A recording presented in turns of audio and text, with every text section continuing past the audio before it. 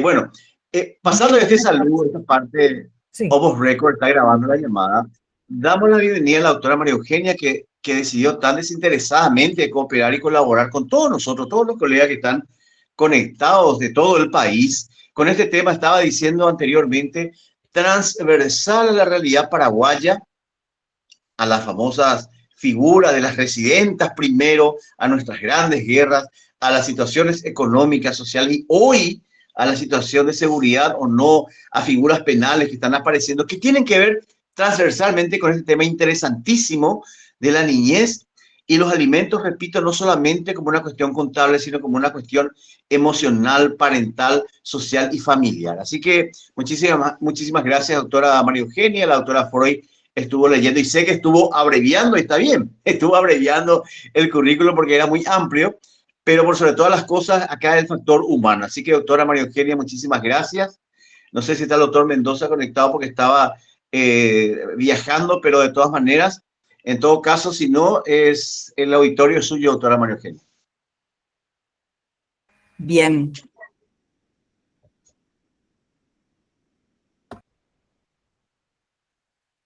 Muy buenas noches a todos y a Buenas todas. noches. Es un verdadero placer para mí. Agradezco la invitación que me han cursado para participar de estas charlas. Estoy muy agradecida y muy contenta de poder compartir con ustedes esta noche. Agradezco en la persona del doctor Armas y también de Rodolfo Mendoza, que es el que me invitó, ¿verdad? Y que fue compañero mío en la facultad. Así que un abrazo para él si nos está viendo, o si no, igual después va a poder ver la grabación, ¿verdad? Seguramente. Así que muchísimas gracias y ya voy a dar inicio entonces a este tema que preparamos para el día de hoy. Yo les quiero decir que vamos a utilizar esta dinámica de hacer un desarrollo primeramente del tema y luego hacemos las preguntas. Voy a estar a disposición de ustedes sin ningún problema hasta agotar las consultas que puedan surgir o el cambio de opiniones que podamos tener, ¿verdad? Ya que este es un foro absolutamente profesional y sin duda también de la persona que imparte la charla se enriquece muchísimo con la experiencia de ustedes. Así que va a ser un ida y vuelta seguramente. No solamente voy a estar para evacuar consultas, sino para enriquecerme también con los aportes que puedan hacer los colegas que hoy tenemos el gusto de estar en este foro, ¿verdad? Entonces, voy a desplegar un PowerPoint que preparé con este tema. Si me permiten, y ustedes me dirán si están viendo correctamente.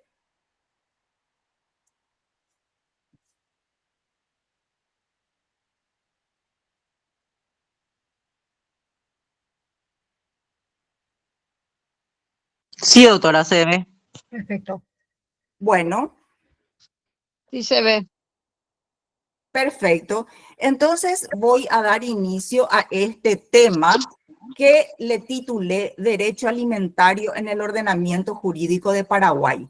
¿Por qué le di esta denominación un poco amplia? Porque me voy a referir, por lo menos dar un pantallazo general de lo que es nuestro ordenamiento jurídico con relación al derecho alimentario, para después enfocarme directamente y mucho más ampliamente a lo que es el derecho alimentario en el fuero de la niñez y la adolescencia, que en realidad es el fuero donde yo ejercí como magistrada y también como abogada. Así que ingreso a el tema de obligación alimentaria y cuáles son las fuentes de esta obligación en nuestro ordenamiento jurídico. En primer lugar, la fuente de esta obligación es la patria potestad, hoy también denominada en el derecho moderno responsabilidad parental, porque saben ustedes que hoy en día muchas legislaciones han dejado de utilizar esta nomenclatura de patria potestad, ya que responsabilidad parental es mucho más acorde a los nuevos tiempos. Pero bueno, nuestro código sigue utilizando patria potestad, por lo tanto, una de las fuentes de la obligación alimentaria es esta. También puede derivar de la relación conyugal de los esposos o concubinos. También puede derivar del parentesco, como vamos a ver seguidamente muy profundamente, y también puede derivar de la ley, propiamente de la ley, en el caso de los tutores, caso de guardadores y caso del Estado, que también tiene una obligación alimentaria subsidiaria, como vamos a poder ver seguidamente. Entonces, como quiero dar este pantallazo general, ¿verdad? Primeramente, como les comenté, el marco legal que tenemos para los alimentos derivados de la patria potestad es la Constitución Nacional del 92, sus artículos 53 y 54. La Convención Internacional de los Derechos del Niño, artículo 27. Convención Interamericana sobre Obligaciones Alimentarias, ley 899/96, que es la ley que ratifica esa convención. En el Código de la Niñez y la Adolescencia, los artículos 71 y 97. La ley 45/91, que es la ley del divorcio, también tiene artículos referentes a las obligaciones alimentarias.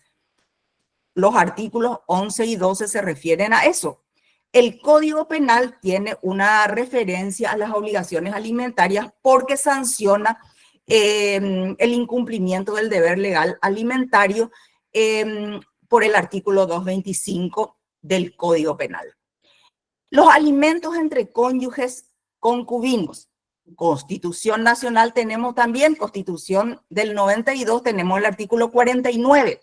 Tenemos el Código Civil 258 del Código Civil, la Ley 1/92, artículo 8, la Ley 45/91, repetimos, artículos 20, 18, 6, el Código Penal 225, alimentos derivados del parentesco, Constitución Nacional nuevamente, artículos 53 y 49, artículo 258 del Código Civil, la ley 1885/01 de las personas adultas. Acá me voy a detener un ratito, porque no me quiero detener en la lectura de cada uno de estos artículos del marco legal, porque nada más que le quiero dar un pantallazo. Pero esta ley de las personas adultas, poco conocida, me quiero detener un ratito, que es esta 1885, ¿qué es lo que establece esta ley con relación a los alimentos? Esta ley dispone una competencia de los juzgados de paz para poder interponer ante los juzgados de paz las acciones de alimentos para las personas adultas. Considera a las personas adultas aquellas que cumplieron 60 años para adelante, ¿sí? Entonces, tienen competencia los juzgados de paz y en grado de apelación los juzgados de primera instancia en lo civil. Esa es un poco la particularidad de esta ley que les menciono acá. Y la ley 3728/09, que es la pensión alimentaria para adultos mayores en situación de pobreza, que es una ley que establece un subsidio, una pensión para aquellas personas que están en situación de pobreza, dice la ley, o vulnerabilidad, y que reúnen ciertas condiciones o ciertos requisitos para estar en un registro, ¿verdad? En un registro y cobrar una pensión que dice la ley que no puede ser menor a la cuarta parte del salario mínimo. Solamente entonces me detengo en estas últimas leyes que son poco conocidas, vamos a decir así, y ya avanzamos con los caracteres que tiene el derecho alimentario, ¿verdad? Sabemos que el derecho alimentario es un derecho de orden público, ¿verdad? Tal es así que no es posible establecer acuerdos que vayan más allá o vulneren el orden público. Por ejemplo, no se puede acordar que una persona que es obligada alimentaria por imperio de la ley, las partes dispongan que no lo sea. O acordar cese de cuotas alimentarias futuras, por ejemplo, si soy padre y madre, no podemos hacer eso ni por voluntad de las partes, ir contra leyes de orden público. Por eso se dice que en el derecho alimentario impera este carácter. Es irrenunciable, claro, por su calidad de orden público, este derecho es irrenunciable, es incesible, es intransmisible, es inembargable. 262 del Código Civil es todo lo que estoy diciendo. Estas características están en el 262 del Código Civil. No puede ser objeto de compensación, no puede ser objeto de transacción, es de cumplimiento sucesivo y anticipado, 189 del Código de la Niñez y la Adolescencia, y también por el 189 el crédito por alimentos tiene la característica de que es privilegiado, ¿sí? El 189 infine del CNA establece también esta condición del crédito alimentario.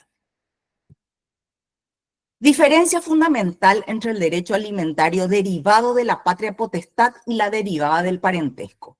En el derecho alimentario derivado del parentesco se requiere que el solicitante acredite la imposibilidad de proporcionárselos por sí mismos. 257 del Código Civil. Contrariamente, en el derecho alimentario derivado de la patria potestad, no se requiere esta demostración, ya que se presume que el niño, niña o adolescente, por su condición de menor de edad, se encuentra en una etapa que no puede subvenir sus necesidades por sí mismo y, por supuesto, no necesita él probar que tiene la imposibilidad de proporcionárselos. Principios que rigen, y ahora ya nos vamos directamente a la jurisdicción de la niñez y la adolescencia, donde se presentan, lógicamente, la mayoría de las acciones relativas al derecho alimentario. Y son estas características: la sumariedad, la gratuidad. Ustedes saben que el fuero de la niñez y la adolescencia es un fuero gratuito. No se cobra tasa, no se cobra tampoco, el ujier no tiene tampoco, no debe cobrar, tampoco la utilización del equipo técnico como asistentes sociales, como las psicólogas, no están bajo esta característica de la gratuidad que está establecida en la ley. El actuario tampoco puede cobrar ninguna actuación que fuera dispuesta por el juzgado.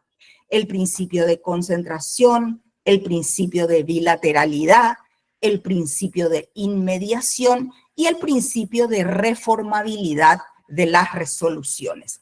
Este último principio de reformabilidad de las resoluciones tiene que ver con lo que se produce en el fuero de la niñez y la adolescencia con las resoluciones que se dictan en este fuero, que sabemos que en tema alimentario no hace cosa juzgada material, sino solo formal. De esa manera, toda resolución que se dicte en alimentos va a ser reformable. Va a ser reformable, puede pedirse un aumento, puede pedirse una disminución, puede pedirse una cesación en caso de que se modifiquen la situación de hecho que imperó cuando se dictó esa resolución, ¿verdad? De modificarse esas condiciones de hecho, se puede dar la reformabilidad de esas resoluciones, justamente, repito, porque no existe lo que se llama la cosa juzgada material, sino únicamente la formal. Llegamos a este punto, señores, que es el tema de los obligados principales y los obligados subsidiarios o secundarios también se les puede llamar, ¿verdad? Y que son los establecidos en el Código de la Niñez y la Adolescencia. Tenemos en primer lugar como obligado principal a los padres. Estos padres están como obligados principales en los artículos 71 y 97 del Código de la Niñez y la Adolescencia. El artículo 71 es el que establece de los derechos y deberes del padre y la madre. Y entre estos deberes y derechos tenemos como principalísimo el proveer su sostenimiento y su educación. Ahí tenemos entonces esta obligación alimentaria de los padres. Los tutores también son obligados principales. Recordamos que por el 114 del Código de la Niñez y la Adolescencia, recordamos que los tutores, la tutela es una figura que solamente se da cuando no existe vinculación con la patria potestad, es decir, cuando el niño, niña o adolescente no esté vinculado a la patria potestad de sus padres, puede establecerse o puede designarse, mejor dicho, un tutor. Este tutor que tiene análogas obligaciones y responsabilidades que las derivadas de la patria potestad, tiene también entre ellas la obligación alimentaria. Los guardadores por el 106 y el 4 del CNA también tienen obligación alimentaria principal, ¿sí? La guarda es otra figura diferente a la tutela, es una medida temporal que se puede otorgar a una persona para el cuidado y protección de un niño, niña o adolescente y tiene una vigencia corta, vamos a decir, temporal, no puede ser transitoria. Los obligados subsidiarios, en cambio, ya son aquellos obligados también alimentarios, pero que van a ingresar a ser obligados solamente en ciertas circunstancias en las cuales los obligados principales ya no son responsables. ¿Cuáles son estos casos? Tenemos en el artículo 4 y 98 del Código de la Niñez y la Adolescencia. Y son los casos de ausencia, incapacidad o falta de recursos económicos de los obligados principales. Entonces, estos obligados secundarios o subsidiarios, como le llama la ley, están en el 258 del Código Civil y también tenemos como obligado subsidiario expresamente por el artículo 4 infine del CNA al Estado. Les quiero leer, sí, este artículo que tengo seguidamente acá, que es el artículo 4 del CNA y que dice de la responsabilidad subsidiaria. Dice, los padres biológicos o adoptivos o quienes tengan niños o adolescentes bajo su guarda o custodia. Por eso acá yo les ingresé como obligados a los guardadores. Y las demás personas mencionadas en el artículo 258 del Código Civil, que vamos a ver después específicamente quiénes son, tienen la obligación de garantizar al niño o adolescente su desarrollo armónico e integral y a protegerlo contra el abandono, la desnutrición, la violencia, el abuso y la explotación. Cuando esta obligación no fuere cumplida, el Estado está obligado a cumplirla subsidiariamente, dice este artículo 4. ¿Sí? Artículo 98. En este artículo 98 tenemos cuáles son los presupuestos que deben verificarse para que un obligado que no es principal pueda ser demandado o se le pueda reclamar una obligación alimentaria a favor de un niño, niña o adolescente. Estos presupuestos son ausencia, repetimos, porque ya los dijimos, pero repetimos, ausencia, incapacidad o falta de recursos económicos. Después vamos a ver, cuando entremos a la parte procesal, cómo reclamamos esto, ¿verdad?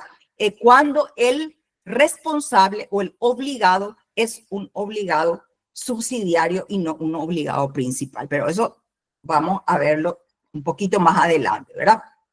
Entonces, deben prestar asistencia alimenticia las personas mencionadas en el artículo 4 de esta ley. ¿Se acuerdan? El artículo 4 mencionaba a las personas del 258 del Código Civil, que vamos a ver, y subsidiariamente el Estado.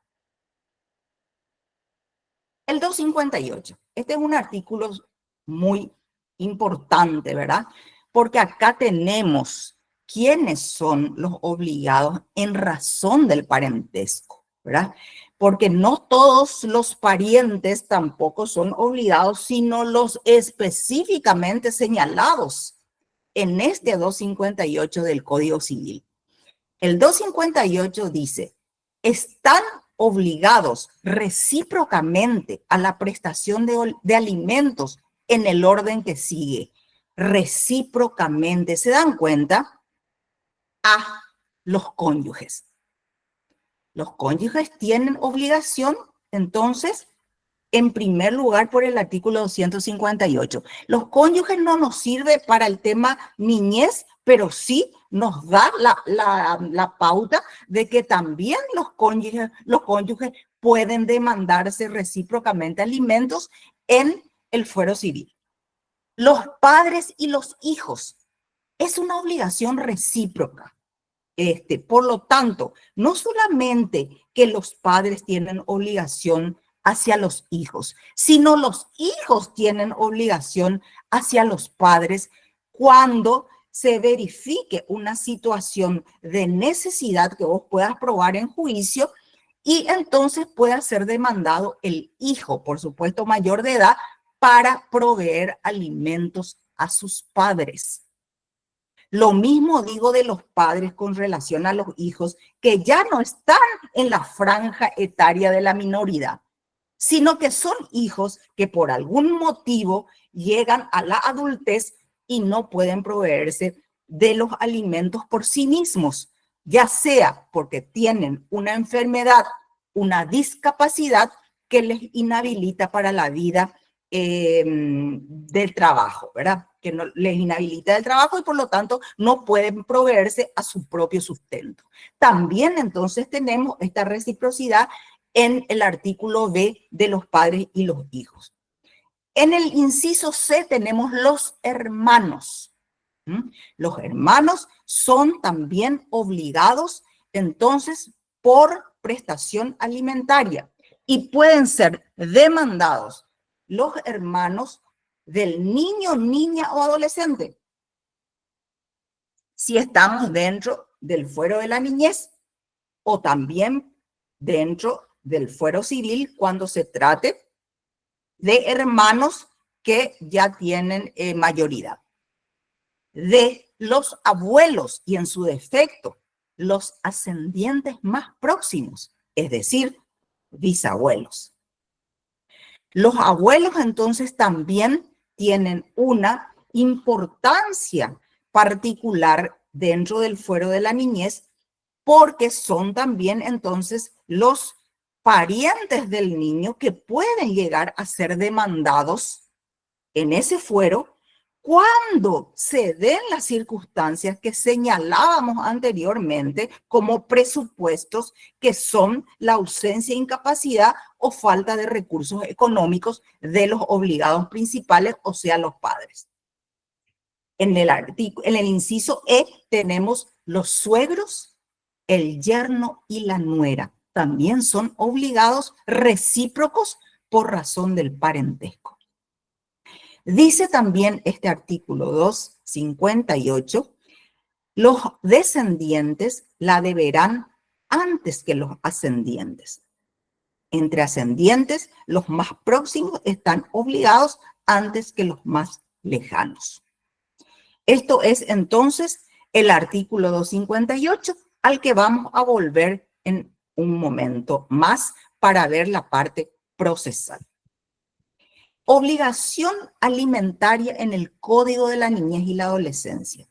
El sujeto beneficiario de la prestación alimenticia es el niño, niña o adolescente. Sabemos desde cuándo, desde la concepción, ya que nuestro código protege a la persona humana desde su concepción y le garantiza incluso una prestación prenatal, ¿verdad? O asistencia prenatal, como le llama el código, para aquel momento de su vida en que todavía no ha nacido, pero que tiene ciertamente ya derechos de esta índole, de la mujer embarazada y también del niño en gestación. El día que cumple 18 años de edad, en nuestra legislación cesa la obligación alimentaria de los obligados a prestarla.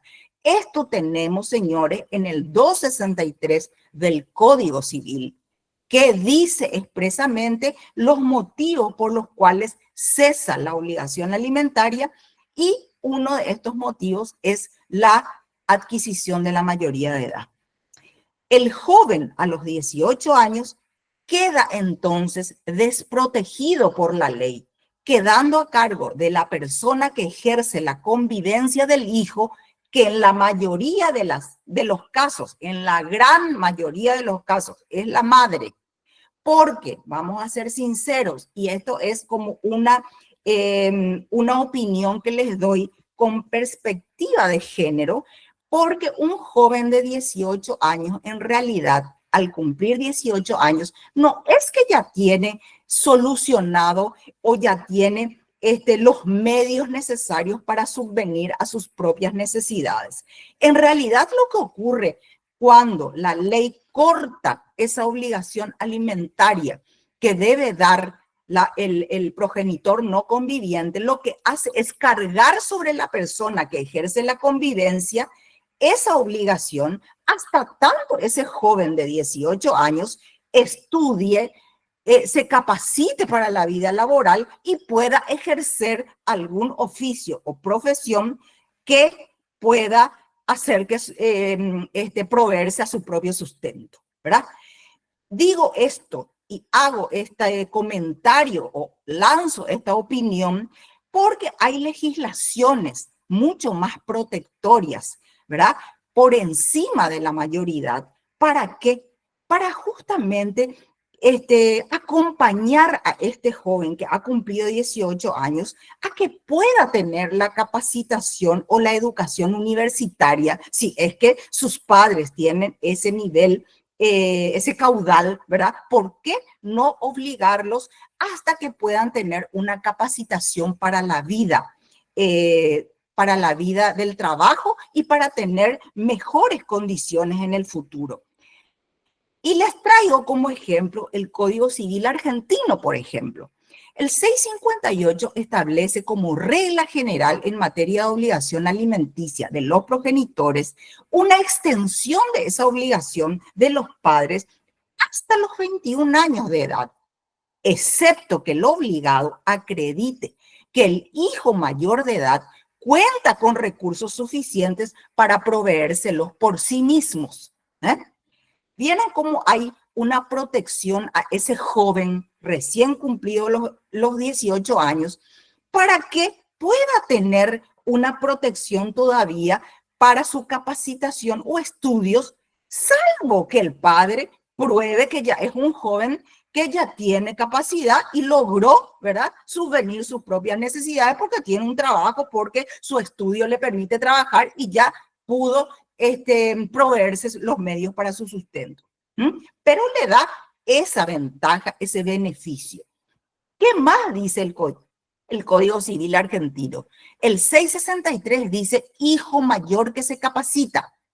A mí me encanta este artículo, le soy sincera, porque me parece que es en los casos que los padres tengan esa posibilidad, es muy protectoria para aquel joven también que quiere adquirir una profesión y que no lo puede hacer sin ese apoyo. Dice, la obligación de los progenitores de proveer recursos económicos al hijo subsiste hasta que éste alcance la mayoría de edad de 25 años. Si la prosecución de estudios o preparación profesional de un arte u oficio le impide proveerse de medios necesarios para sostenerse independientemente.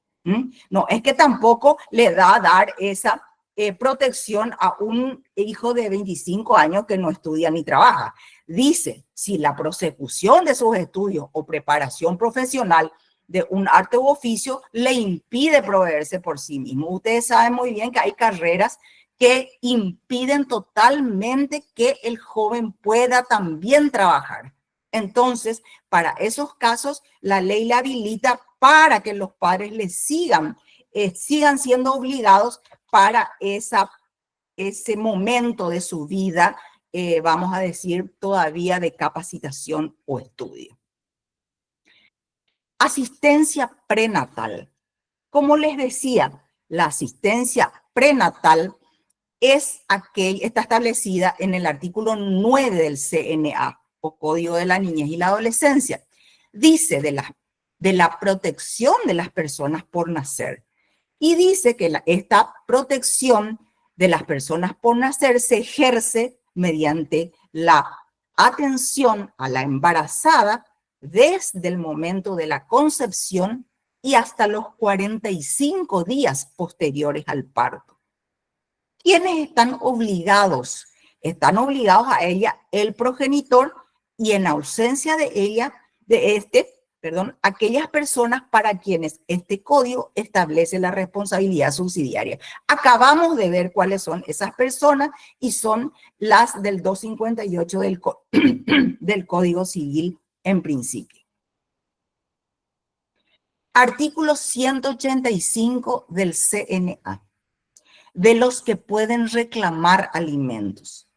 El niño o adolescente podrá reclamar alimentos de quienes están obligados a prestarlos, que acabamos de ver quiénes son los obligados principales y subsidiarios.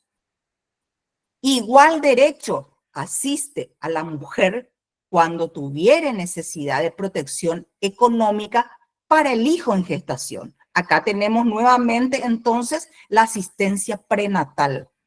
Los que reclaman alimentos deberán justificar por algún medio de prueba el derecho en cuya virtud lo pidan y el monto aproximado del caudal de quien deba prestarlos. Sigo. De los medios de prueba, dice este 187. El derecho en virtud del cual se soliciten alimentos solo podrá probarse por medio de instrumento público o absolución de posiciones del demandado. El monto del caudal del demandado podrá justificarse por toda clase de prueba, incluso por medio de testificales rendidas previamente ante el juez. Muy bien, tenemos un 185 que dice que los que reclaman alimentos deberán justificar por algún medio de prueba el derecho en cuya virtud lo pidan. Y el monto aproximado del caudal de quien deba prestarlo. O sea, dos extremos o dos elementos son los que se deben probar. Pero este 185 en materia probatoria le da mucho más amplitud a la parte de probar el derecho en virtud al cual se pide. Sin embargo, el 187 se darán cuenta que dice, es mucho más restringido. Dice, el derecho en virtud del cual se soliciten alimentos solo podrá probarse por medio de instrumento público o absolución de posiciones del demandado. Habla de dos formas nomás de probar el vínculo, ¿sí? El monto del caudal sí es algo que puede ser probado por cualquier medio de prueba, ¿verdad? Incluso por testificar le dice, claro que sí, por cualquier medio. Todos los medios probatorios son válidos. Entonces, ¿qué importancia tiene esto que les acabo de señalar entre el 185, que es más amplio, y el 187, que es más restringido para la prueba del vínculo filial? Esto tiene mucha importancia en las diversas situaciones que se pueden dar en materia de asistencia prenatal. Porque cuando nace el niño ya no hay problema. ¿Por qué? Porque va a tener un instrumento público donde se establezca la filiación. Si no tiene establecida su filiación, previamente tendremos que hacer un reconocimiento de filiación, ¿verdad? Para poder luego garantizarle todos sus demás derechos, entre ellos el derecho alimentario. Pero ya va a tener un instrumento público. En cambio, durante la gestación, solamente por el 187 vamos a poder probar este vínculo mediante la absolución de posiciones si nos inclinamos por el 187. Si nos inclinamos por el 185, ¿verdad? Va a ser mucho más amplio y hay jurisprudencia dentro de nuestros tribunales que dicen que no solamente se puede probar por absolución de posiciones en caso de prenatal, sino también admiten otro tipo de pruebas, ¿sí?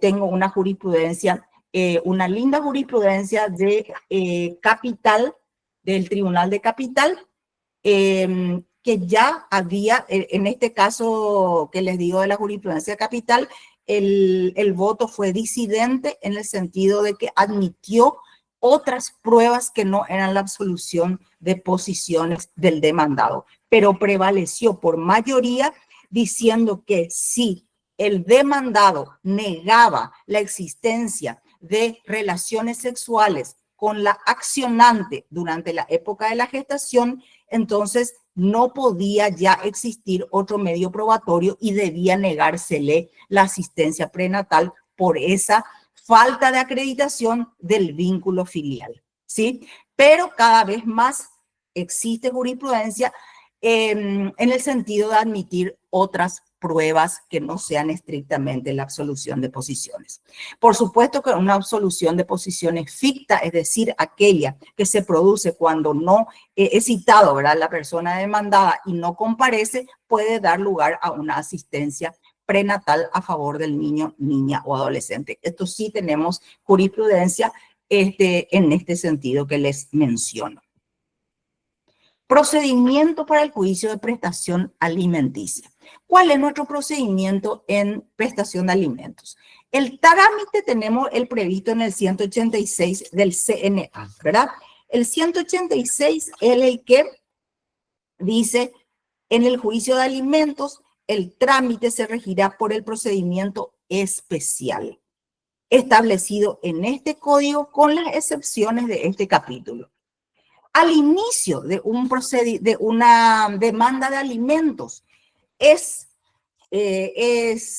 usual, ¿verdad?, en algunos juzgados que se derive ese caso a mediación, ¿verdad? Se utiliza esta herramienta que tenemos, que es la dirección de mediación que tenemos en, yo diría, todas las circunscripciones judiciales del país hoy en día, ¿verdad?, que está inserta dentro de la estructura del Poder Judicial y que es un método alternativo de solución de conflictos que evita o que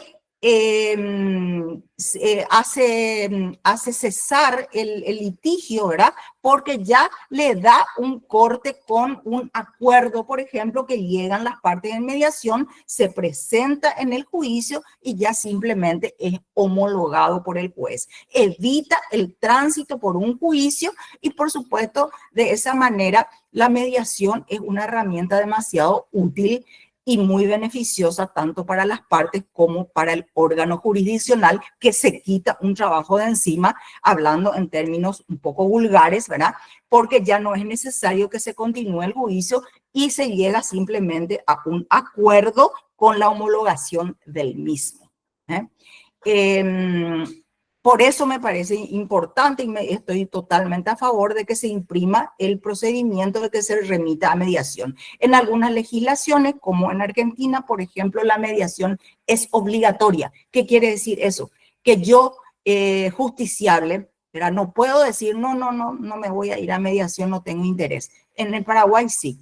Con la simple manifestación que haga la parte demandada o la parte actora de que no quiere ir a mediación, ya no es necesario que nadie le pueda obligar a ir a mediación, ¿verdad? Pero, insisto, es una herramienta importante e interesante en nuestro fuero. Dentro de este procedimiento especial de carácter sumario, se cita al demandado una sola vez bajo apercibimiento de tener por ciertas las afirmaciones de la parte actora, dice el 188, en un artículo que se denomina de la intervención del alimentante. Les hago hincapié en esto porque hasta ahora, a veces escucho, no, el demandado no es parte en el proceso de alimentos. Y no es así, de ninguna manera. El demandado tiene intervención y es parte en el juicio de asistencia alimenticia. Su intervención es restringida ciertamente por el 188, pero eso no quiere decir que no sea parte de este juicio. En el Código del Menor, que era el que nos regía y que es del año 81, que nos rigió hasta diciembre de 2001, cuando entró en vigencia este Código de la Niñez, sí el demandado era verdad, no tenía intervención en el juicio, no era parte en el juicio de alimentos. Esto era francamente inconstitucional porque violaba el derecho a la defensa del demandado. Y es por eso que justamente ya con el Código de la Niñez y la Adolescencia se llegó a rectificar esta situación y hoy se le cita al demandado antes de dictarse sentencia. Con el Código del Menor, ustedes recordarán, los que tienen un poquito más de edad, algunos muy jóvenes no, ¿verdad? Pero otros sí, que no era parte. Y se enteraba recién el demandado de que estaba siendo demandado y que ya se le había dictado una sentencia en su contra cuando se le notificaba de la sentencia. Ustedes recordarán lo grave que es eso. Él no tenía oportunidad de decir si tenía otros hijos, él no tenía oportunidad de decir cuánto ganaba, si no tenía trabajo, no, ¿verdad? Él ya tenía la sentencia y se le notificaba de la misma recién en segunda instancia. Podía entonces tomar intervención y ejercer su defensa.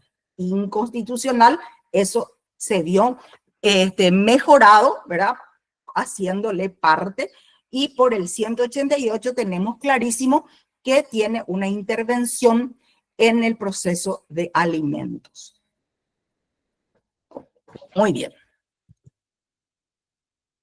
Derecho a la defensa. Sigo con esto. El demandado ejerce su defensa en esa única audiencia, por lo que negarle la oportunidad de ofrecer pruebas atenta contra la garantía constitucional de igualdad ante la ley. Esto les digo porque en Cámara de Apelación de Central, donde ejercí la magistratura por más de 10 años, todavía teníamos algunos resabios de juzgados que no permitían el ofrecimiento de pruebas por parte del demandado en un juicio de alimentos. Y es absolutamente inconstitucional y hemos anulado incluso algunas resoluciones de esta naturaleza, porque ese es justamente el momento que tiene el demandado para ejercer su derecho a la defensa. Y va a aprobar cuestiones elementales que hacen a su derecho, como es, por ejemplo, la existencia de otros hijos, y también puede probar, en algunos casos, va a ser relevante el caudal de la parte actora que va a tener incidencia dentro de lo que es o lo que se tenga que determinar como cuota alimentaria. También, ¿qué puede hacer? Puede interponer excepciones, puede interponer una excepción de incompetencia, de falta de personería, que se va a resolver en esa misma audiencia, ¿sí? Se va a correr traslado a la adversa y se va a poder resolver en esa misma audiencia, porque el juicio de asistencia alimentaria debe ser un juicio sumario, ¿verdad? Y por el principio de la concentración, yo juez, si tengo la oportunidad de resolver las excepciones, debo hacerlo en esa misma audiencia. ¿Cuáles son los extremos que deben ser acreditados en el juicio de asistencia alimentaria? El vínculo invocado, como acabábamos de mencionar, que se prueba por instrumento público o por absolución de posiciones, por el 187 es así, aunque yo ya les decía que existe también por el 185 algunos magistrados y algunos fallos dentro de nuestros tribunales que amplían esta prueba para probar el vínculo, ¿verdad? Las pruebas para probar este vínculo invocado. El caudal económico del alimentante es otro extremo importantísimo que debe ser probado y se puede probar por cualquier medio de prueba. Caso de imposibilidad de determinar monto. ¿Qué tenemos cuando no tenemos posibilidad de determinar monto? ¿Qué nos dice este 190 del CNA? El 190 dice, cuando no fuese posible acreditar los ingresos del alimentante, se tomará en cuenta su forma de vida y todas las circunstancias que sirvan para evaluar su capacidad económica. Se presumirá, dice, sin admitir prueba en contrario, que recibe al menos el salario mínimo. Esto dice el 190, ¿sí?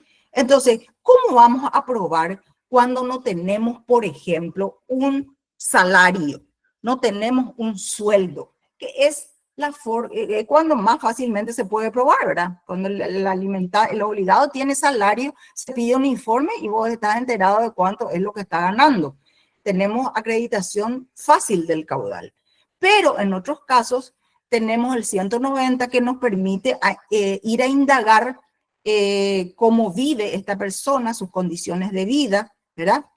Su forma de vida, dice. Entonces vamos a tener que ir a otros medios de prueba como son verificación de tarjetas de crédito, de estudio socioambiental para ver en qué condiciones vive, para ver también sus cuentas bancarias, para ver el pago de sus tributos, etcétera, etcétera, que nos van a llevar a la determinación del caudal de esa persona que no tiene un ingreso fijo, por ejemplo, ¿verdad?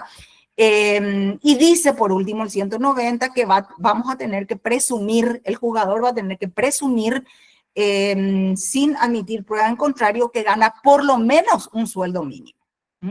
Después dice también que las necesidades del niño es otro extremo que debe ser probado, y es el que reclama el derecho alimentario. Si bien no tenemos por qué probar que él tiene la necesidad de ser protegido, ¿verdad? O sea, de que sea proveído en sus necesidades. Distinto es tener que proveer las necesidades que tiene ese niño, porque no todos los niños tienen las mismas necesidades. Me van a decir ustedes que un niño con discapacidad que necesita cuidados especiales, que necesita algunos estudios especiales o una educación especial, va a ser igual a un niño que no tiene esa discapacidad o necesidad especial.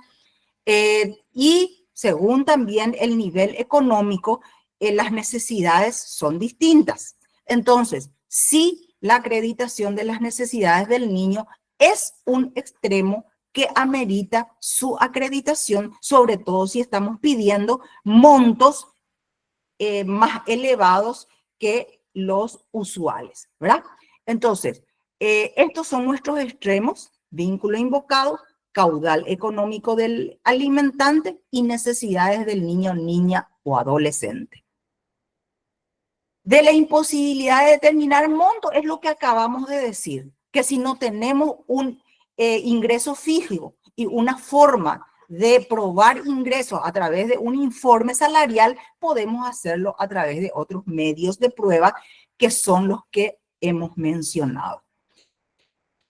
Hay un tema que el que está dentro, que está trabajando en asistencia alimentaria y en el fuero de la niñez, se va a dar cuenta que siempre los magistrados tienen en cuenta el aporte en especie que hace el progenitor conviviente y le da una valoración económica a este aporte. Eso me parece muy justo y también es una visión del magistrado con perspectiva de género que ve que aquel progenitor que ejerce la convivencia, que insisto, en el 90% de los casos es la madre, tiene un aporte en la crianza y educación de ese niño que tiene una valoración económica y debe dársela.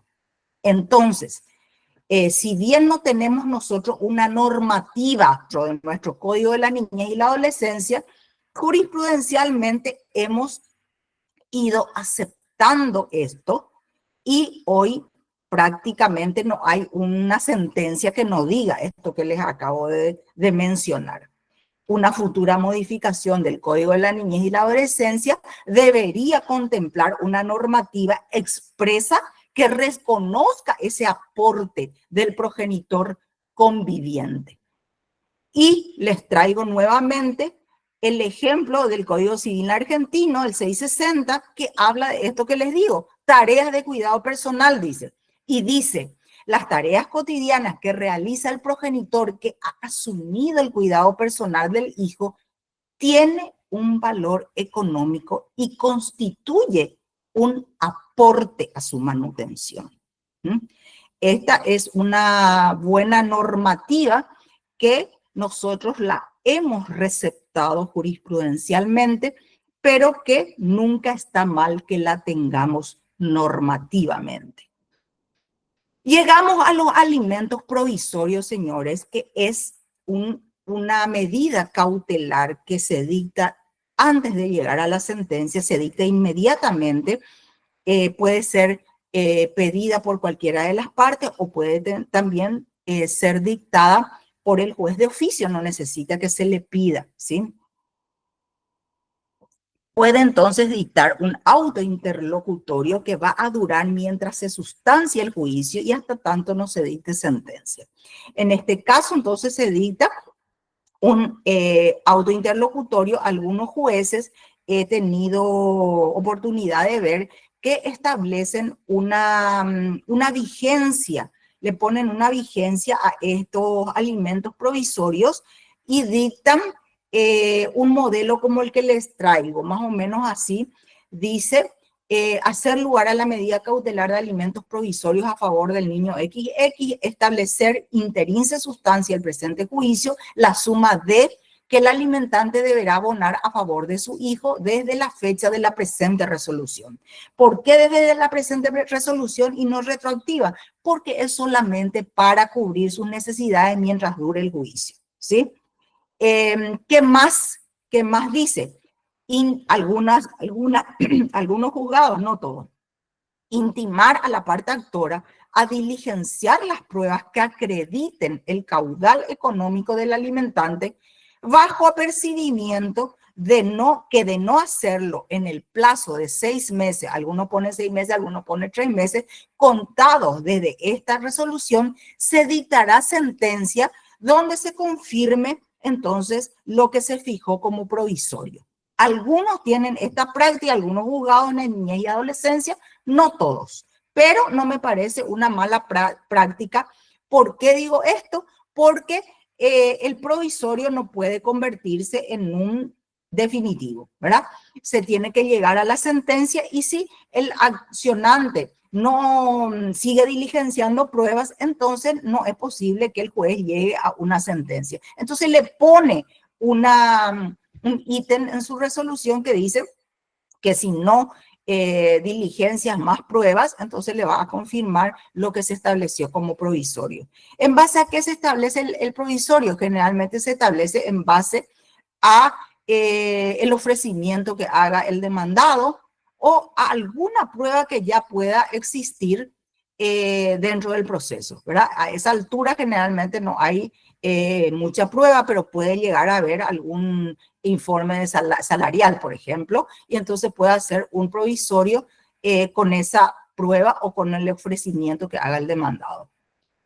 Caducidad de los alimentos provisorios. Esto es interesante saber porque la fijación de alimentos provisorios constituye una medida cautelar, ¿verdad?, que se adopta dentro del proceso y que jurisprudencialmente en nuestra jurisdicción, dentro de niñez estoy hablando, se ha establecido que el juicio de alimentos no caduca. Hay un fallo de la Corte Suprema de Justicia, que no sé si alguno tiene conocimiento, pero yo les traje el día de hoy, porque fue el que en la Corte determinó que los alimentos provisorios no caducan. Y dice esta jurisprudencia, que es de la Sala Constitucional, que es el acuerdo y sentencia 275 del año 2010, les traje solamente unos pequeños extractos como para ver cómo se ha determinado esto, y a partir de ahí entonces los juzgados ya no hacen caducar los juicios de alimentos que tengan un provisorio. Dice estos extractos: finalmente, y de todo lo mencionado, resulta entonces que la caducidad de instancia o la perención, definida como un modo de terminación del proceso por inactividad de las partes durante el plazo señalado en la ley, no opera en los juicios de asistencia alimentaria, ya que el interés superior del niño en este tipo de juicios refiere a la necesidad primaria de ser asistido por sus progenitores, derecho que no concluye ni perime ni se extingue por una cuestión meramente formal y menos aún por un rigorismo procesal. El derecho a ser alimentado por los progenitores está más allá de una cuestión jurisdiccional. El derecho es inherente a la condición de niño, niña y adolescente, y tanto es así que la Constitución Nacional prevé que en caso de incapacidad de los progenitores, la sociedad y el Estado son subsidiariamente responsables de proveer las herramientas necesarias para el desarrollo armónico e integral de los niños. En todo proceso debe estarse al interés superior del niño, y en cada caso debe atenderse a ello y no a actitudes mezquinas que muchas veces son puestas a las resultas judiciales por los propios padres de los niños cuyo desarrollo e interés es objeto de disputa. Les leo también una partecita que dice: pues bien, en el caso de autos, se ha dispuesto la caducidad de instancia de un juicio de asistencia alimentaria. Esto llega a la Corte a través de una acción de inconstitucionalidad, porque en primera y en segunda instancia, en aquel entonces, estoy hablando del año 2010, se había dictado un auto de que disponía la caducidad de la causa. Entonces, dice, la ACO ha dispuesto la caducidad de instancia en un juicio de asistencia alimentaria, luego de haber fijado una medida cautelar de protección como lo es la fijación provisoria de alimentos. Al respecto, considero que la formalidad contenida en la norma procesal civil debe ser utilizada por el ACO de la niñez y de la adolescencia cuando su uso no genere perjuicio al niño.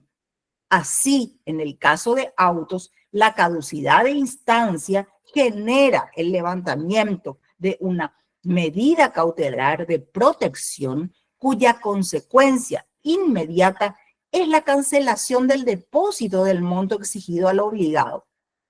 Con lo cual, y mientras se reinicia un nuevo proceso y hasta tanto otro juez disponga algo al respecto, el niño es despojado de un derecho irrenunciable, intransmisible y fuera de compensación. Esos son los argumentos que llevaron en aquel entonces ya a la sala constitucional a dictar este fallo que desde entonces se cumple. Vamos a decir si seguimos con esta jurisprudencia de la Corte.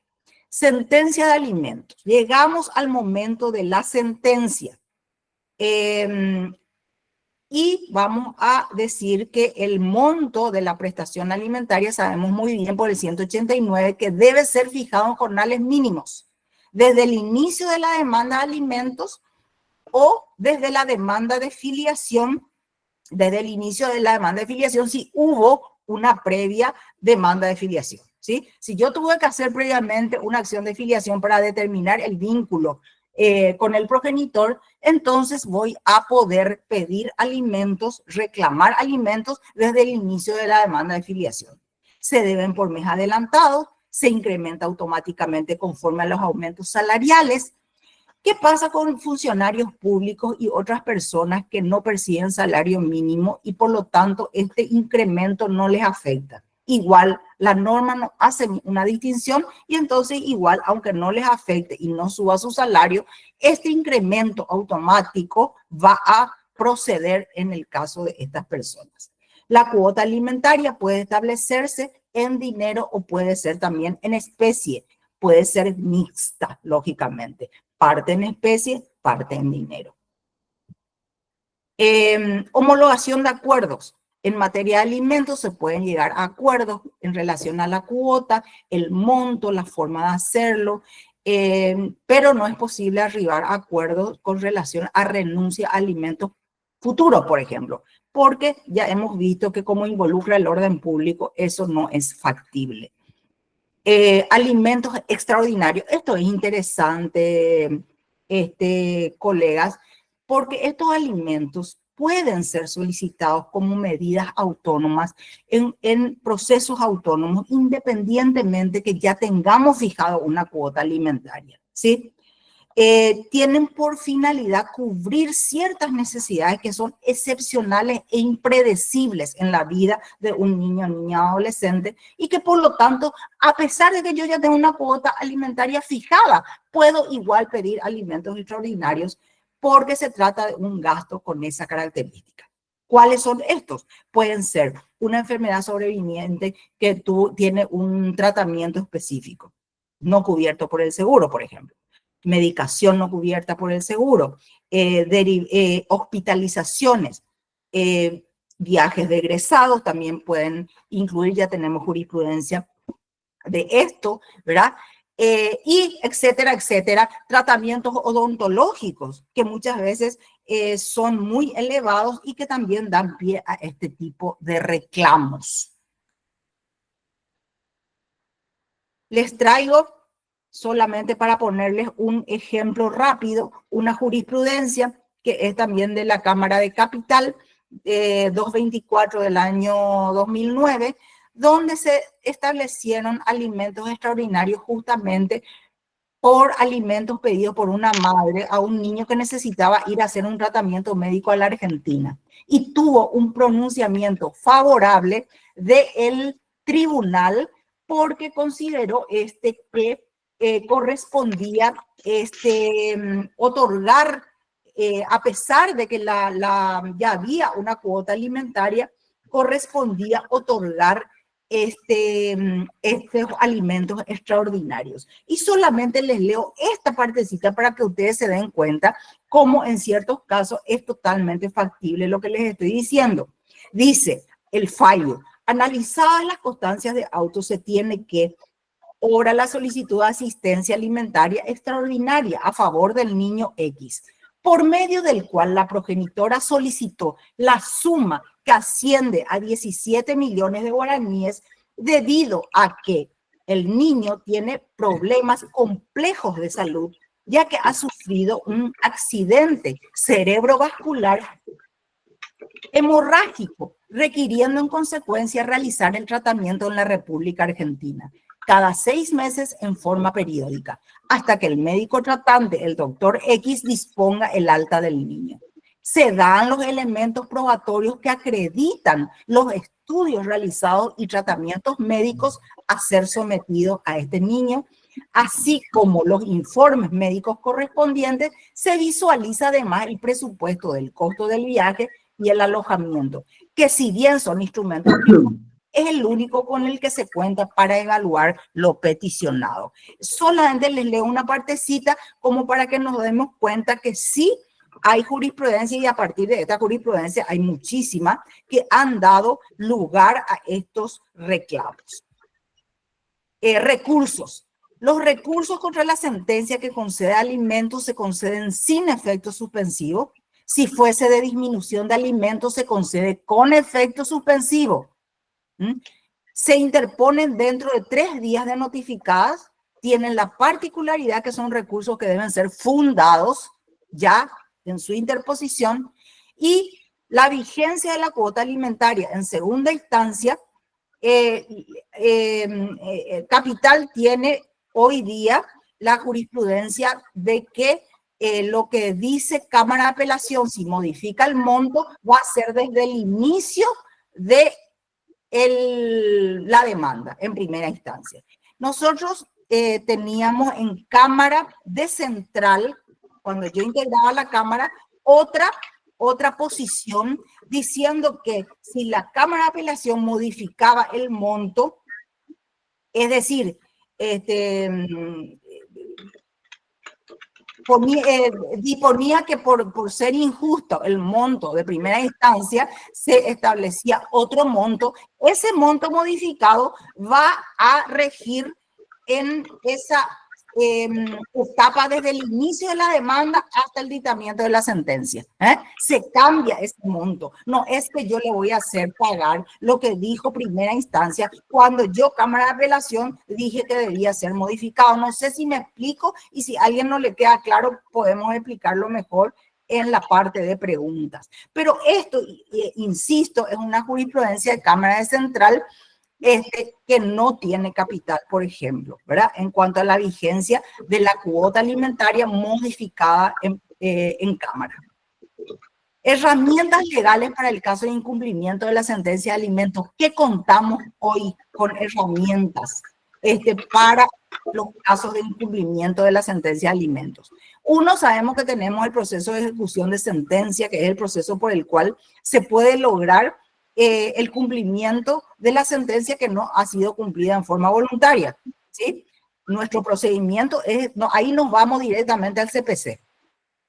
Solicitar la inclusión del deudor moroso en el REDAM. Hoy tenemos el registro de deudores alimentarios morosos, que es un registro donde puede ser inscripta esta persona obligada alimentaria que está siendo morosa. ¿Qué se considera moroso? El incumplimiento de 3 cuotas sucesivas o alternadas, entonces ya da pie a su ingreso a este registro por resolución judicial. Solamente el juez puede ordenar ese registro. Denunciar, en tercer lugar, tenemos la denuncia del obligado en sede penal por el delito de incumplimiento del deber legal alimentario, que hoy día es un hecho punible y puede ser denunciado en la esfera penal. La vez pasada estuvimos teniendo una interesante ponencia del doctor Rienzi justamente con relación a este hecho punible que fue muy, muy interesante. Aumento, disminución de alimentos. Cuando hablamos ya de aumento, disminución de alimentos, hablamos de otro procedimiento, señores, que es el procedimiento general. Este procedimiento ya implica un traslado de la demanda por el término de 6 días. Contestada la demanda, se llama a una audiencia que se llama de conciliación y ofrecimiento de pruebas, donde el juez va a intentar avenir a las partes a una conciliación, y si se logra eso, se llega a un acuerdo y se homologa directamente. Ya no se va a la etapa de pruebas. Si no se logra la conciliación, ofrecemos pruebas en esa audiencia, ¿verdad? Y las pruebas son diligenciadas para arribar luego a una sentencia. Esto es en aumento, disminución. Tenemos el procedimiento general, ¿verdad? ¿Qué se hace en esta audiencia también? ¿Se puede declarar la cuestión de puro derecho? Sí. Puede abrir la causa prueba, puede ordenar medidas de mejor proveer, porque nuestros juzgados tienen oficiosidad para hacerlo si es que consideran que tienen ordenan alguna prueba relevante para resolver. Puede hacerlo por medidas de mejor proveer, ordenar medidas cautelares de protección, puedan hacerlo también. El juez podrá rechazar las pruebas que sean inconducentes o impertinentes, y también puede producir otras pruebas. Si se dictasen medidas cautelares de protección, ellas deben ser debidamente fundadas y ser objeto de revisión periódica por parte del juzgado. Es lo que nos dice el 174. Cesación de alimentos. Hoy había una pregunta con relación a la cesación de alimentos y voy a tratar de contestar en este momento, o si no, volvemos a la misma. La cesación de alimentos puede ser por haber arribado el alimentado a la mayoría de edad. Sí, puede ser. O puede ser también por haberse modificado las circunstancias de hecho, que ya el obligado no puede seguir siendo obligado a pagar los alimentos. ¿Por qué? Porque se modificó el régimen de convivencia, por ejemplo. Y esta persona que era el no conviviente y que debía aportar la cuota alimentaria, ahora es la persona que tiene a su cargo al niño porque se modificó ese régimen de convivencia, entonces puede dar lugar a esta cesación, ¿verdad? Diversas causales pueden dar lugar a la cesación si es por mayoría de edad. Entonces se dispone, no hace falta que se establezcan, ¿verdad? Sino que directamente por el instrumento público ya se declara la cuestión de puro derecho y se llega a la sentencia. Si, sin embargo, son otros hechos que deben ser probados, entonces se abre la causa a prueba. En el caso del mayor de edad, la pregunta concreta era: ¿cesa la obligación alimentaria por imperio de la ley o hace falta que se promueva una acción de cesación de alimentos? La respuesta es esta. La cesación de alimentos es por imperio de la ley hasta los 18 años. Ahora, ¿por qué se hace la cesación de alimentos? Y es algo que se hace constantemente, es porque cuando yo tengo una cuota alimentaria establecida por sentencia judicial, tengo también generalmente un empleador que está reteniendo parte de su salario para depositar en una cuenta judicial, y hay un oficio judicial que le obliga a ese empleador a depositar esa cuota alimentaria que se le ordenó judicialmente. Por lo tanto, él va a necesitar otra vez que el juez le diga que cesó esa cuota alimentaria y que por lo tanto ya no debe seguir reteniendo esa cuota alimentaria. Es por eso que se recurre a la acción de cesación de alimentos y para que podamos contar con un pronunciamiento judicial que haga que se deje de retener esa cuota. Si yo no tengo esa modalidad y soy un padre que mes a mes iba depositando personalmente la cuota alimentaria, puedo cesar de hacerlo a los 18 años y nadie va a poder reclamarme por encima de esa franja etaria, porque nuestro Código Civil dice que cesa la obligación alimentaria, como hemos visto, a los 18 años. Es mi respuesta a esa consulta. Con esto, entonces, termino con mi exposición. Muchísimas gracias por la atención. Ojalá les haya sido de utilidad y podemos compartir algunas opiniones, ¿verdad? O también podemos hacer las consultas que ustedes consideren. Estoy atenta. Doctor Armas. Un ratito voy a también ver cómo les veo, porque no estoy... Ahí, doctora Freud, hay algunas preguntas que vieron que que he visto que estaban levantando, no sé si tenés a mano. Yo estoy en el celular nomás. Adelante. Entonces, podemos ahí organizar, si tenés a mano. He visto sedación alimentaria, pregunta si se corre traslado, luego había otra pregunta anterior a esa. Entonces, podemos ver las preguntas que tenemos en los cuadros de diálogo y eventualmente, si alguno desea realizar formular una pregunta, levanta la mano. ¿Cómo hacer? Ya salí de la presentación. Sí, a mí me aparece a partir de la pregunta del doctor Lucio, que le felicita a la doctora por la brillante ponencia. Pregunta acerca de los materiales y pregunta una acotación de la doctora Elba Capdevila. Dice que antes también el menor era objeto de derecho, siendo ahora sujeto de derecho. También nos acompaña la doctora Teresa Martínez, otra persona muy, muy experimentada en el fuero. ¿Qué tal, doctora? No les puedo ver a todos, pero les conozco a todos los del fuero. Les quiero saludar a todos, pero lastimosamente en pantalla no le veo a todos. Muchísima gente nos acompaña, doctora María Eugenia gente qué muy gusto, entendida en la colegas. materia. Es un verdadero placer tener la oportunidad de poder comunicarnos. La colega Antonia Tapari hace una acotación. Para el juicio de disminución, cuando hay un acuerdo entre el obligado y progenitor que tiene la convivencia, pregunta si se puede realizar un acuerdo por escritura pública y presentar al juzgado para su homologación. No habría necesidad en el caso de realizar la audiencia. Bueno, les digo, mi opinión es que cuando hay instrumento público, no es necesario que el juez los convoque a ninguna audiencia, ya que sabemos perfectamente que el instrumento público hace plena fe, ¿verdad? De lo que, incluso si hay una certificación de firma, ya no hace falta que lo llame, ¿verdad? Porque si no está por escritura pública, pero tiene el instrumento privado una certificación de firma, el juzgado ya no tendría por qué llamarles otra vez para ratificarse, ¿verdad?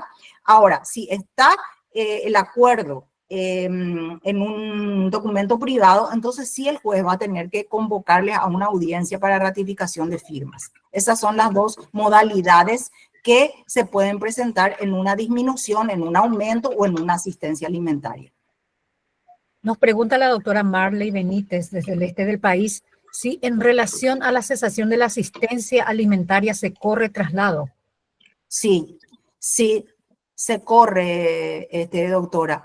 En cesación alimentaria se corre traslado y si es la causal es por instrumento público, porque yo estoy diciendo que ese beneficiario ya cumplió la mayoría de edad. Entonces, se corre traslado igual. ¿Por qué es importante este traslado? Y algunos dicen, ¿para qué ya si se ve que el instrumento público ya certifica que esa persona es mayor de edad?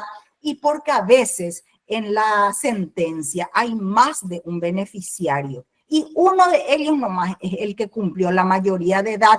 Por lo tanto, es importante que la otra parte diga estas cuestiones y tenga oportunidad de hacerlo con el traslado de la demanda. ¿Está bien? Entonces, sí es necesario el traslado de la demanda. Si es por instrumento público, ya no vamos a necesitar otras pruebas. Eso sí, ¿verdad?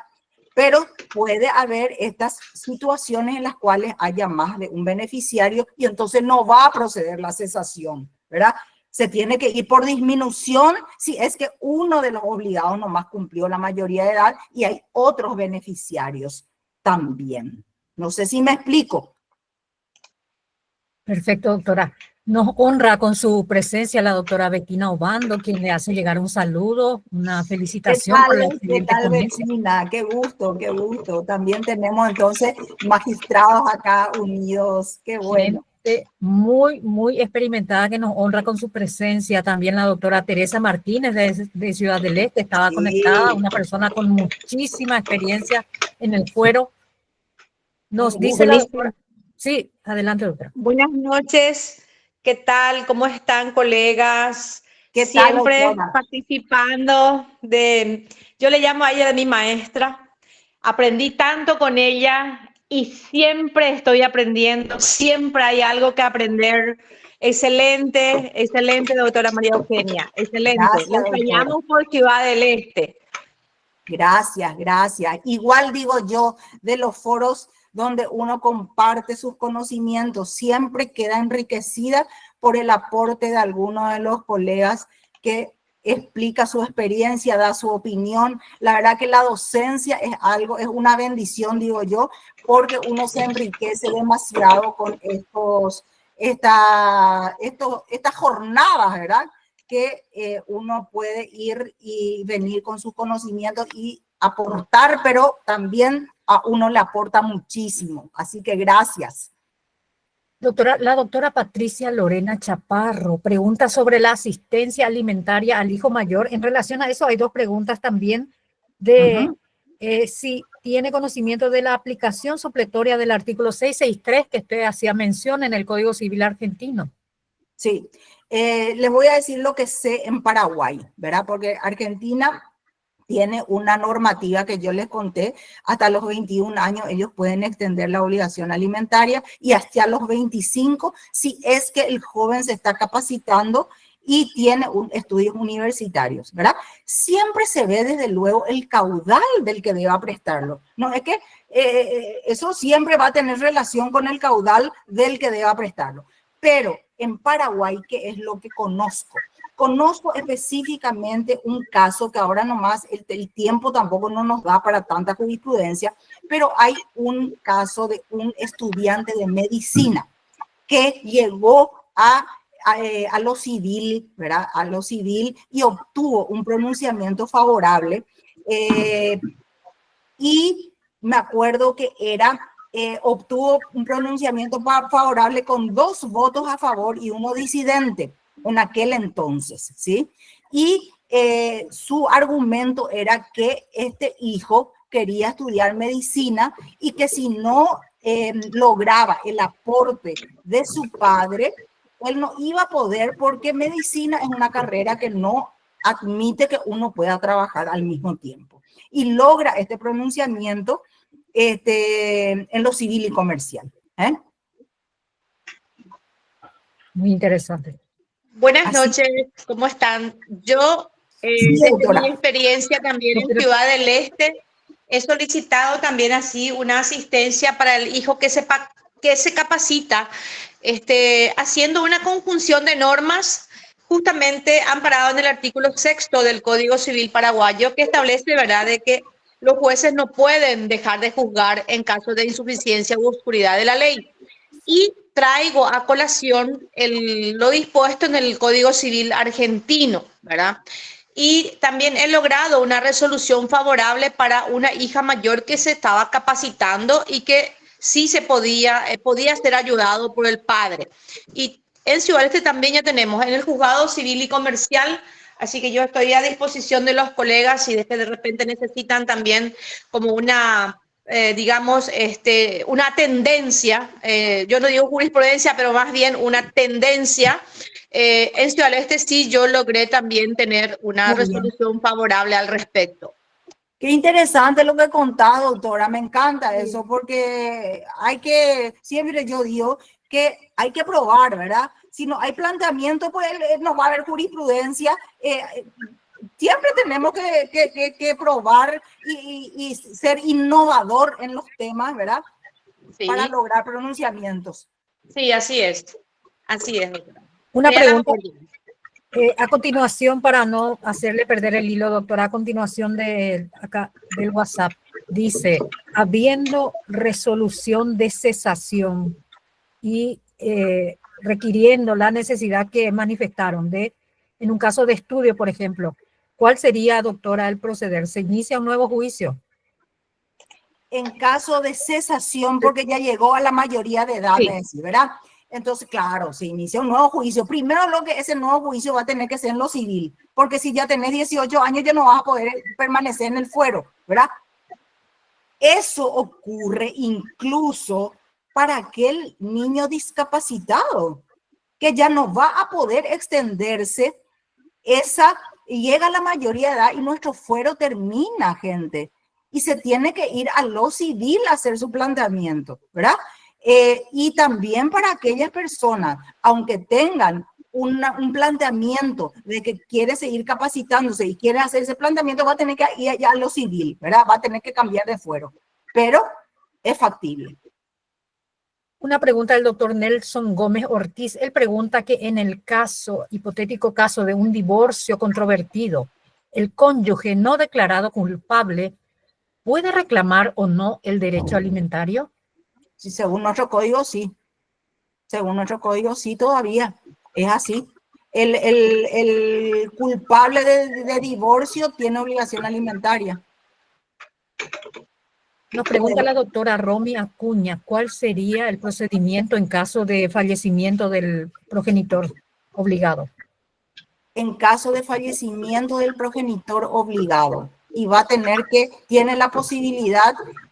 tendría la posibilidad de ir contra otros obligados subsidiarios en razón del parentesco. Nos pregunta la doctora Luz Escurra Sayas, considerando la retroactividad en el cálculo del monto en la ejecución de sentencia, pregunta si se considera el monto provisorio como haber del deudor alimentario. Claro, claro. Si uno dentro del proceso ya fue pagando una cuota alimentaria provisoria, eso se va a descontar del monto total ejecutado. Claro, porque si no habría una doble obligación y eso no es posible.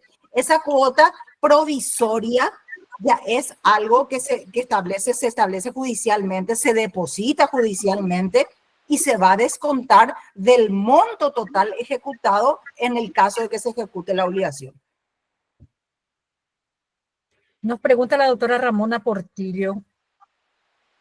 Primero le felicita por la ponencia, doctora, excelente. Pregunta, cuando llega la cesación alimentaria, si se puede directamente dejar sin efecto. ¿Cómo? Perdón, ¿cómo? No estoy comprendiendo bien. La doctora, sí. Cuando llega en cesación alimentaria, ¿se puede directamente sacar, o sea, dejar sin efecto? Sería dejar de aportar, supongo. Si me explican nomás, si llega la mayoría de edad, ella pregunta si puede dejar nomás de pagar, me parece que es la pregunta. Sí, sí. Bueno, yo había dicho lo siguiente. La cesación se produce de pleno derecho, señores. Una vez que se cumple la mayoría de edad, deja de existir la obligación. Ahora bien, ¿por qué hacemos entonces la demanda de cesación? Porque hay una situación fáctica que se produce. Cuando yo tengo un empleador que está reteniendo del sueldo de su empleado, yo no me voy a ir a llevarle el certificado de nacimiento de mi hijo y le voy a decir, señor empleador, acá mi hijo ya cumplió 18 años, deje de cumplir lo que le dijo el juez. No procede eso. Entonces, por eso va a tener que iniciar una cesación donde va a lograr un pronunciamiento judicial que diga el joven cumplió 18 años y el señor ya no es obligado, y le va a oficiar otra vez a ese empleador y le va a decir terminó acá. Por una cuestión práctica se hace eso, porque si no, no vas a lograr esa cesación. Pero aquella persona que no está sujeta a eso y es una persona independiente que se va y deposita todos los meses, yo deposito, no es que nadie me está reteniendo, entonces yo puedo dejar de depositar porque nadie me va a poder reclamar si mi hijo ya cumplió 18 años. ¿Está bien? Esa es la situación en materia de cesación. Una pregunta, doctora, que no tiene que ver con el tema, pero sí con el fuero. En niñez se habla de la figura jurídica de posesión de Estado, es decir, la situación fáctica que suple las formalidades del acto. Pregunta si esta figura, ante la ausencia de filiación inscripta, se puede usar para una demanda de prestación de alimentos. Categóricamente no. Yo opino categóricamente no. Para eso uno tiene la acción respectiva que es de filiación, de reclamo. Entonces, vayamos a la acción para lograr la determinación de ese vínculo jurídico y incluso soy de opinión que en ese mismo juicio puede haber ya un alimento provisorio. Pregunta, sigue la pregunta en el... Perdón, nomás quiero aclararle. Antes de un pronunciamiento de filiación como provisorio, sí se puede dar. Dentro de una filiación estoy diciendo. Pero no que yo pueda ir a una demanda de alimentos y decirle, acá tengo posesión de Estado nomás y no tengo ningún instrumento que avale, ni estoy en un juicio. Pero eso nomás quiero aclarar. Doctora, ¿y en los casos de asistencia prenatal? En los casos de asistencia prenatal se da lo siguiente. Si soy hijo matrimonial no voy a tener problema porque estoy bajo la presunción y no voy a tener que acreditar vínculo. Y voy a lograr fácilmente una ayuda, una asistencia prenatal. Si soy un hijo extramatrimonial, ahí se ve perfectamente que seguimos teniendo diferencias.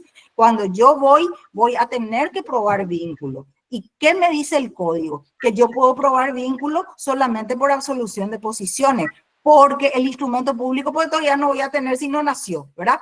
Entonces, hay dos artículos, el 185 y el 187. El 185 me da más amplitud de pruebas y dice que yo puedo probar por otras pruebas. Y el 187 me limita a la absolución de posiciones. Nosotros tuvimos un pronunciamiento en Cámara de Central donde dijimos que admitíamos otras pruebas que no sean solo la absolución de posiciones. Era un caso donde había una cantidad de pruebas, pero no eran las que establece el 187. Y se admitió que el 185 nos daba más amplitud y que sí podía ser prueba suficiente para el nexo biológico. Eran pruebas, les cuento, eran pruebas de un chat. Muy interesante. Doctora, le hacen llegar saludos desde Caguazú.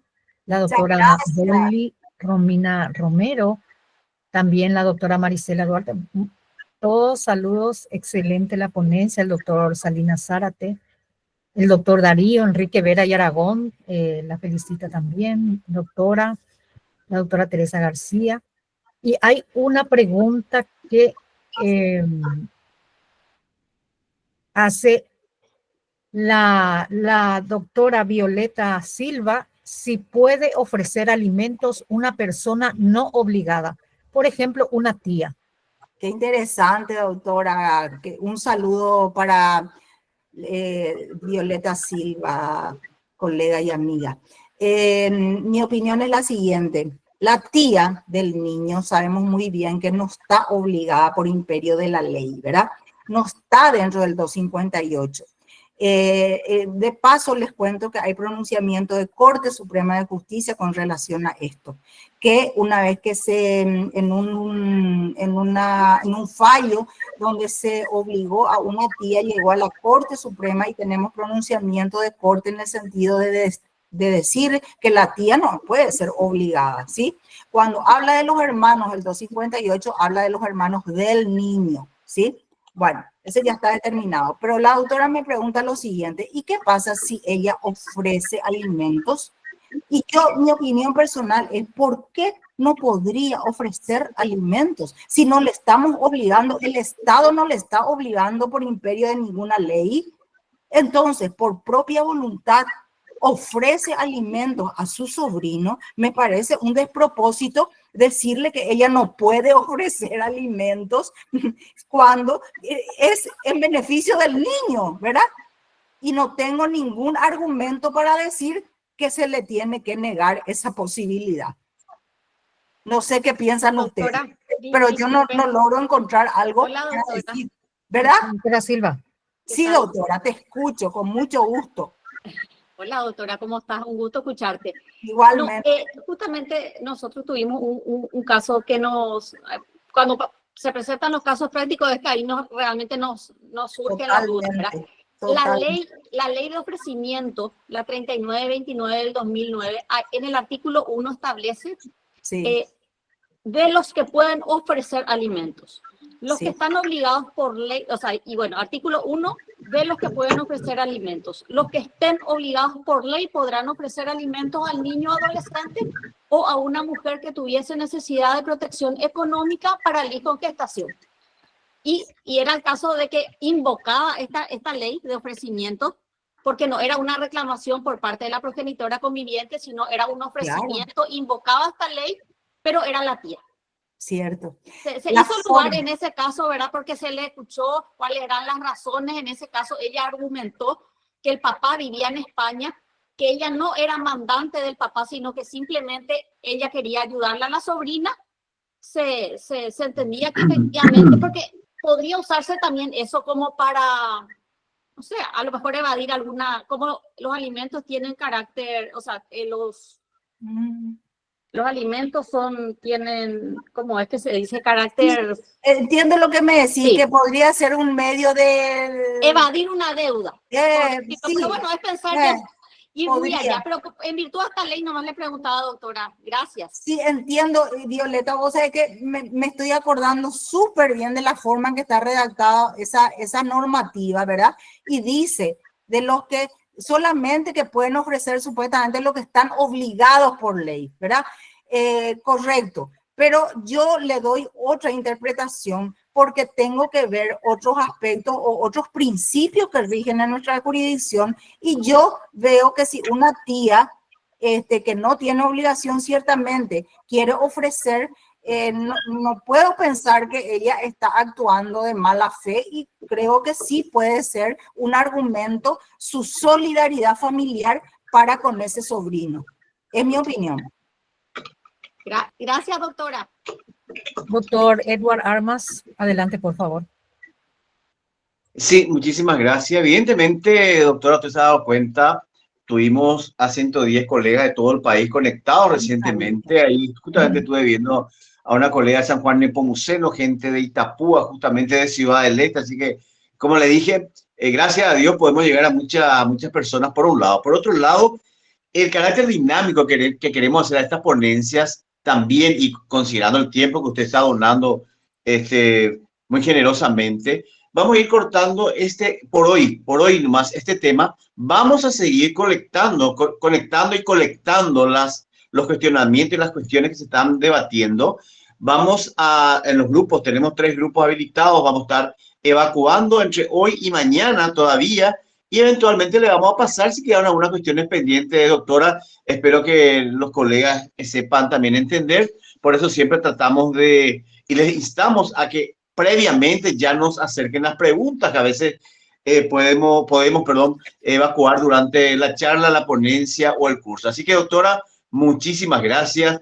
Hay una consideración general de la practicidad y la claridad de su exposición, doctora. Le agradecemos nuevamente. Muchas gracias a ustedes. Y le vamos a estar... Los que organizan este tipo de foros que son tan interesantes. Un placer realmente. Y a disposición cuando quieran volver a tocar otro tema, pero con muchísimo gusto.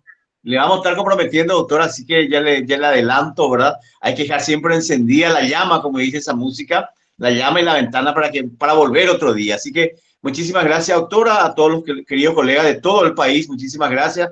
Vamos a seguir así también a la querida doctora Freud, que es la que está la pulmotora aquí del trabajo. Así que al doctor Mendoza también, que está trajinando también por las rutas del país. Y va a ser, Dios mediante, hasta la otra semana. Muchísimas gracias, doctora. Buenas noches a todos. Muchas gracias a todos. Amerita una segunda parte de la ponencia de la doctora María Eugenia Jiménez Allén, brillante. Como siempre, agradecemos la compañía de los renombrados colegas del fuero, nos honran con su presencia y su conocimiento. La grabación de esta llamada estará disponible a partir de mañana a primera hora en los grupos del Gremio de Abogados del Paraguay, en los grupos de WhatsApp, y ya luego en el canal de YouTube de Gremio de Abogados. Muchas gracias a todos por acompañarnos esta noche.